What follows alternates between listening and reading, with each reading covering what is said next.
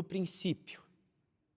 Ao pensar nessas duas palavras assim juntas e de forma tão simples, vemos que são elas que dão o pontapé inicial de toda a nossa jornada. Primeiro, essa jornada cronológica da criação ao Messias. As primeiras palavras do livro de Gênesis são exatamente essas: no princípio. E o Evangelho de João, de forma idêntica, diz: no princípio era aquele que é a palavra. O Evangelho de João fala daquele que temos chamado de libertador prometido, ou Messias, e colocá-lo no espaço-tempo da nossa história. Aquele que é a palavra, o verbo, estava no princípio, no início de tudo. Ele estava com Deus e ele era Deus, como vemos no primeiro capítulo de João. Mateus, Marcos, Lucas e João falam todos do mesmo homem, o libertador prometido, Jesus Cristo. Esse seria seu nome de batismo. Jesus, que significa o eterno, eu sou, é a salvação. Cristo significa o ungido, o Messias. Sim, era ele. O momento havia chegado. Aquele que nos salvaria não seria apenas mais um profeta, apenas mais um rei, apenas mais um sacerdote. Ele era a salvação em pessoa, literalmente, em carne e osso. Jesus havia sido escolhido por Deus para ser o Cristo.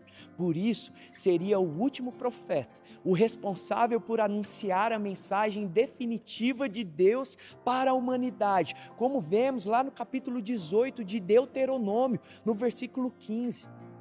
Deus, seu Pai, estava enviando Jesus, o Cristo, ao mundo para pregar sua mensagem e nos mostrar o caminho que, de uma vez por todas, nos libertaria e traria a reconciliação definitiva entre nós e o Eterno. Jesus, o Cristo, seria também o sacerdote final de Deus, que nos levaria de volta para Ele. Nos tempos do tabernáculo, no templo e das sinagogas, os sacerdotes sacrificavam um animal, aplacando a ira de Deus, adiando seu julgamento por algum tempo. Porém, agora, testemunharíamos o sacrifício definitivo, que não traria apenas a condenação de Deus sobre nós, mas nos limparia de uma vez por todas, tirando a culpa da humanidade, um sacrifício que não apenas adia a condenação, mas cancela a sentença de morte e acusação do pecado sobre nós. Jesus, o Cristo, era o filho de Davi, descendente do maior rei que Israel já havia visto. Agora, o plano de Deus era que o Messias fosse um novo modelo de rei para Israel e para todas as nações, para a nossa vida, sem mais reis em Israel que se comparassem a Davi, sem mais reis em nações vizinhas para invejarmos, sem mais intermediários entre nós e Deus.